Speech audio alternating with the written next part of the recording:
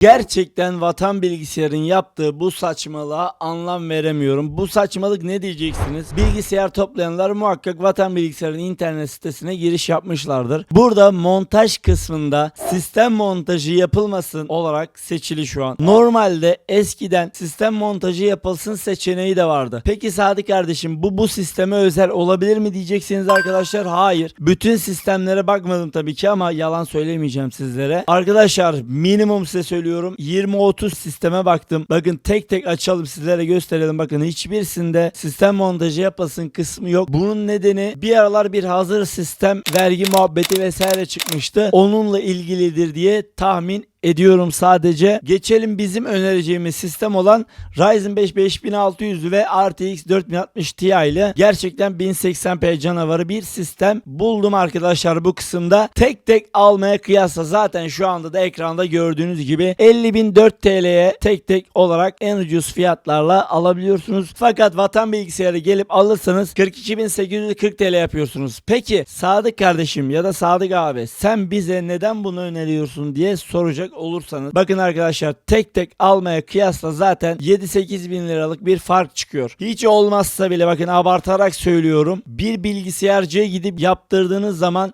sizlerden maksimum ya çok abartıyorum 1000 lira alır. O 1000 lirayı aldıktan sonra dahi sizin burada yine 6-7 bin lira civarında bir karınız olmuş oluyor tek tek almaya kıyasla. Ayrıca burada aşağıdaki taksit seçeneklerinden de faydalanarak gerçekten uygun fiyatlı bir 1080p canavarı almış olursunuz. Geçelim sistemin bileşenlerini değerlendirme kısmına. İşlemci kısmında herkesin tahmin edebileceği gibi Ryzen 5 5600 kullandık. 6 Core 12 thread'den oluşan bu işlemcimiz bizlere gerçekten 1080p'de güzel performanslar verecektir diye düşünüyorum.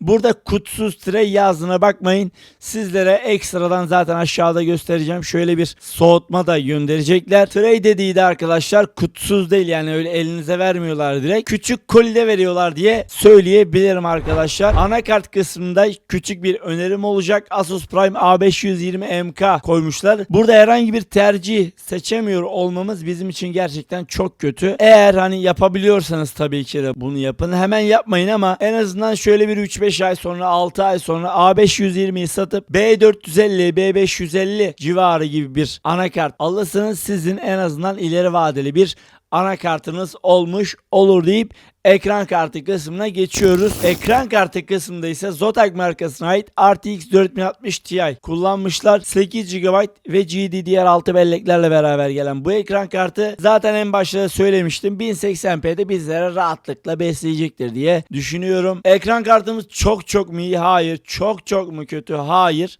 Gerçekten 1080p'de fiyat performansın en zirvesi diyebiliriz bu ekran kartına. RAM kısmında ise bizleri gerçekten çok şaşırtmışlar. Neden diyeceksiniz? Çünkü arkadaşlar burada mevzu 32 GB koymaları. RAM krizinin bu kadar yüksekte bu kadar prime yaptığı bir dönemde bile 32 GB RAM koymaları gerçekten güzel. Bu da sizlerin performansını az sonra göstereceğim zaten. Güzel etkileyecektir diye tahmin ediyorum. Geçelim SSD kısmına. SSD kısmında ise Crucial markasına ait 1 TB bir NVMe M.2 SSD kullanmışlar. Bu M.2 SSD'mizin okuma yazma hızları da 5000 MB'lık okuma 4500 MB'lık da yazma hızlarına sahip bir M.2 SSD'miz bulunuyor. 1 TB bizlere rahatlıkla yetecektir arkadaşlar. Kimsenin şüphesi olmasın. Ben de o kadar video, uygulama vesaire olmasına rağmen arkadaşlar 1 TB bana rahatlıkla yetiyor diye söyleyebilirim. Burada Phazon markasına ait az önce de söylemiş olduğum gibi kule tipi bir işlemci soğutucu kullanmışlar. Ryzen 5 5600'ün zaten stok soğutucuyla bile soğutulduğunu söyleyebilirken burada Phazon markasının kule tipi soğutucusu Ryzen 5 5600 işlemcimizi rahatlıkla soğutacaktır. Bundan yana şüpheniz olmasın. Kasa kısmında ise yine Phazon markasına ait içerisinde 650 Watt 80 Plus bronz sertifikaya ait bir güç kaynağı bulunan, ön tarafında 3 adet, arka tarafında ise 1 adet ARGB fanları bulunan bir kasası bulunuyor. Aşağı gelirsek arkadaşlar arkadaşlar bu kısımda sizlere öneriler vereceğim. Eğer yorumlarda yazarsanız ya Sadık kardeşim benim şöyle bir bütçem var ya da şöyle 100 bin lira bütçem var, 70 bin lira bütçem var ya da 30 bin lira bütçem var diye yazarsanız sizlere de öneriler kısmından bulduğum bilgisayarları sizlere gösterebilirim diye düşünüyorum. Şimdi geçelim herkesin beklediği kısma, oyun testlerine geçebiliriz. Oyun testlerinde arkadaşlar sağ üstten zaten 1080p low ayarlarda olduğumuzu görebilirsiniz. Sol üstten de buradaki bizim bakacağımız her zamanki gibi average kısmı arkadaşlar. 297 yani 300 FPS civarı aldığımızı rahatlıkla söyleyebilirim. Apex Legends'ta low ayarlarda, ultra ayarlarda ise ortalama 280 FPS alıyoruz. Burada Warzone 3 gerçekten açık dünya oyunlarında en iyi açık dünya oyunlarından bir tanesi olarak gösteriliyor. Bu oyunda da ise ortalama 147-150 FPS aldığını söyleyebilirim. 1080p Ultra'da da 115 FPS aldığını söyleyebilirim. Burada CS2 yüksek ayarlarda ortalama 220 FPS. Cyberpunk'a bakabiliriz. Cyberpunk'ta ortalama 80 FPS. Bakın sağ üstten detayları görebilirsiniz. 1080p Ultra'da. Fortnite'da ise ortalama 250 FPS civarlarında gidip geldiğini söyleyebilirim. Fortnite Epic ayarlarda ise ortalama 75 FPS aldığını söyleyebilirim ama bu Epic ayarlarda oynanacak bir oyun değil. O yüzden bunu çok fazla takmanızı tavsiye etmiyorum. Performans modda ortalama 350-400 FPS'lerde gidip geliyor. Zaten kalkıp da Fortnite'ı kimse Epic modda böyle rekabetçi oynayacağını pek düşünmüyorum açıkçası arkadaşlar. O yüzden Epic modu çok fazla takacağınızı da düşünmüyorum. Forza Horizon'a geçelim. Forza Horizon'da bakın arkadaşlar 1080p Extreme, Ray Tracing Extreme ve Ultra tekstür açılmış şekilde ortalama 100 FPS'in üzerinde bir değer aldığımızı rahatlıkla söyleyebilirim. Ben bu arada rahatlıkla çok fazla kullanıyorum ya. Şimdi fark ettim. Burada Hogwarts Legacy'de ise ortalama 90 FPS aldığımızı söyleyebiliriz. GTA 5 Online'a bakabiliriz. 100 FPS alıyoruz genellikle. 1080p yüksek ayarlarda zaten burada gelişmiş ayarlarının kapalı olduğunu görebilirsiniz arkadaşlar. God of War'da bizlere referans olabilecek oyunlardan bir tanesi ortalama 90 FPS alıyoruz. Zaten bu oyunda bile ortalama 90 FPS alabiliyorsa rahatlıkla bu bilgisayarın 100 FPS'in üzerinde bir değerle sizlere 1080p Ultra anlamında değer vereceğini söyleyebiliriz. Burada PUBG Very Low'da ortalama 300 FPS, PUBG Ultra'da ortalama 170 FPS, RDR2'de ortalama 80, Starfield'da ortalama 70 FPS alıyoruz. Arkadaşlar Alan Wake 2'de ise ortalama 45 FPS, Palworld'da ortalama 98 FPS, 1080p yüksek ayarlarda